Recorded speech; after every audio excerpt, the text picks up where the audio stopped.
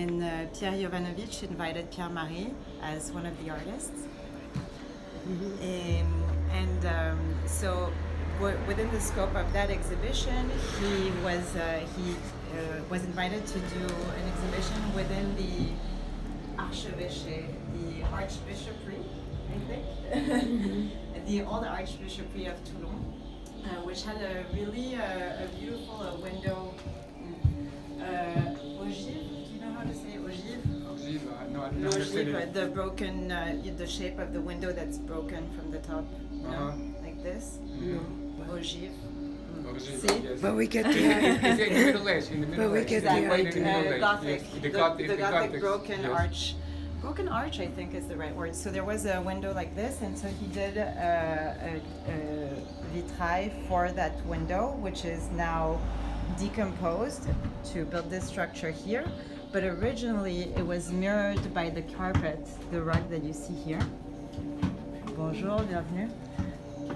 And so in the archbishopry, he decorated the entire interior, and I will show you the visuals for it.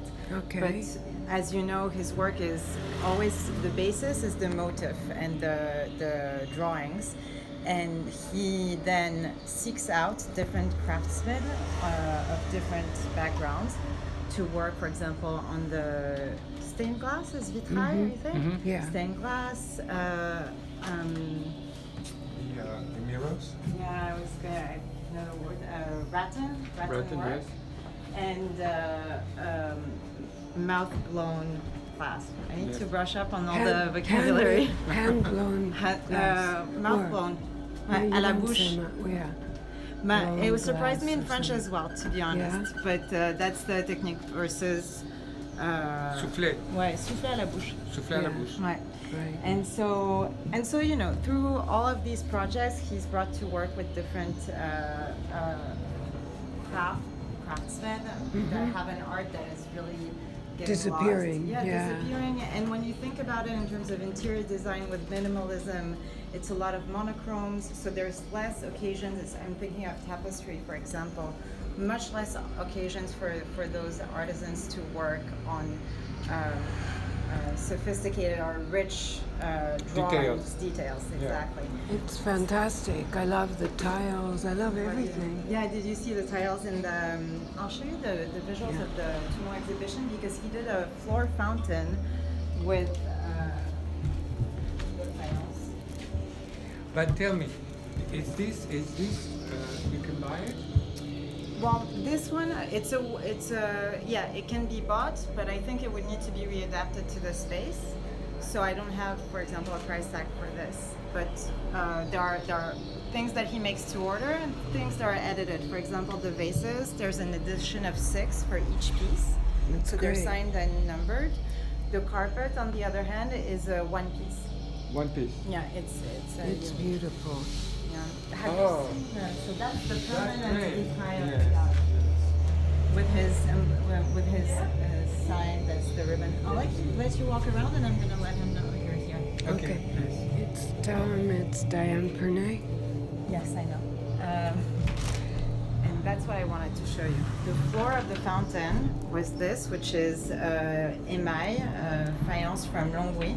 And so it's much like stained glass work. It's first drawn out and then filled in with the colors. You see, there's a line that draws out the whole design. It's great.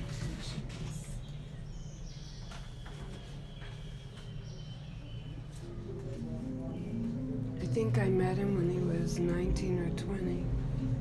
Yeah. He's evolved in such a, his art is really fully blown out now. Yeah. But it was always great. It has a flavor like, you know what? Exactly like the, nothing to do, but I mean, it reminds me, La Alhambra. Oui, I see what you mean. Ah, non. Pas pour ça. Don't you think so? So it's interesting you say that, because in a similar type of influence, before he was invited, and then he took a trip to Sri Lanka, which is where he saw a lot of buildings that had this green color. facade, and that kind of prolonged his inspiration, and then he came back and made the exhibition. And so this green is used throughout the exhibition. And what I forgot to mention is that in Tamil, the exhibition is called Olu Nelum, which means lotus flower, which is the starting point at the center of the carpet. But reinterpreted in with a more Art Nouveau type of design. Yes. There's a little bit of that. Yes. So let me show you. Madame, si vous voulez, je pourrais le refaire en français après. Oui. Ça marche?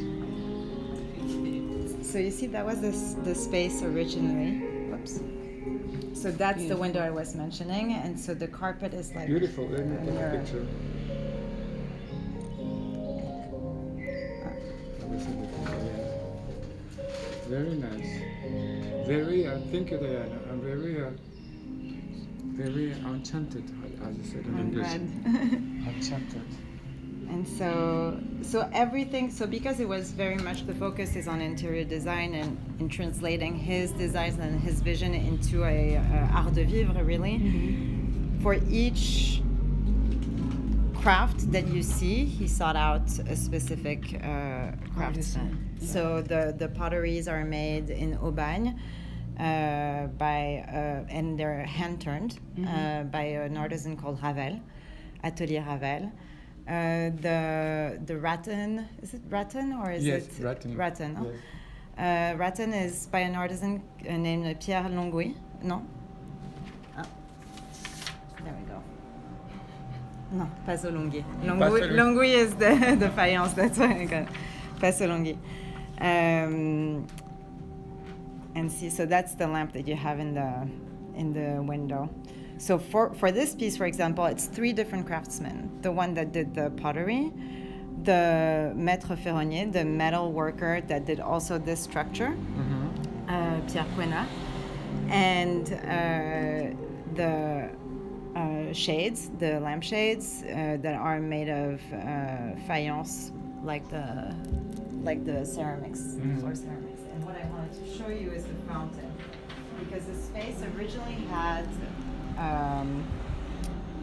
a chimney that was torn out, so there was only the shadow of the chimney, and instead he decided to build a fountain. And where is exactly this house? Or this is the Archbishopry in Toulon. Oh, So Toulon. it was a temporary exhibition, Pop-up. and there was a competition between younger artists, but he was one of the guest artists, along with the jury, the president of the jury, Pierre Jovanovic, and so he took over the Prime location. yeah, well, he wanted the ground floor because of the window, and to build it as a winter garden, basically. Yes. Oh, lovely. And so I think the fountain is Yeah, incredible. but believe me, it looked for me it's very Moresque, you know, very You're right. Moresque. You're right.